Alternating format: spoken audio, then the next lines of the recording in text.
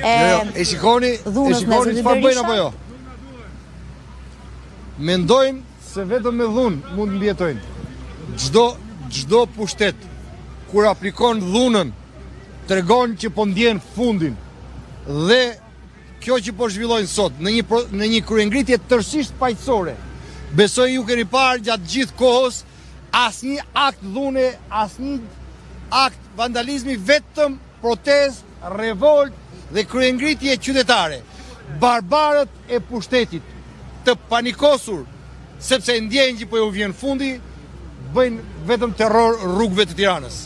Më thoni qa borxhi ka Edi Ramës, Tirana dhe Shqipëria më. I vodhi, i ropi, e kriminalizoi shtetin dhe sot mundohet që të mbahet, të shtyt ditët, të kacaviret mbas pushtetit me dhunën policore. Nuk e ndalojnë asgjë. Asgjë. Nuk ka dhunë dhe terror i narkoshtetit që ndalon dhe stopon revoltën e qytetarëve shqiptar. Ka vetëm një rrugë, zgjidhje politike dhe të kërrehet kjo narko qeveri. Zgjidhje politike është, nuk ka legjitimitet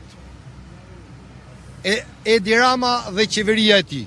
Ai e di shumë mirë, çdo qytetar sot e ndjen në lëkurën e tij.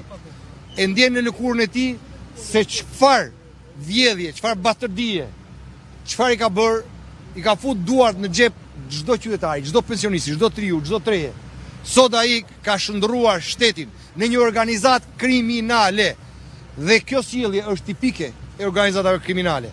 Zgjidhje politike është largimi i organizatës kriminale që ka uzurpuar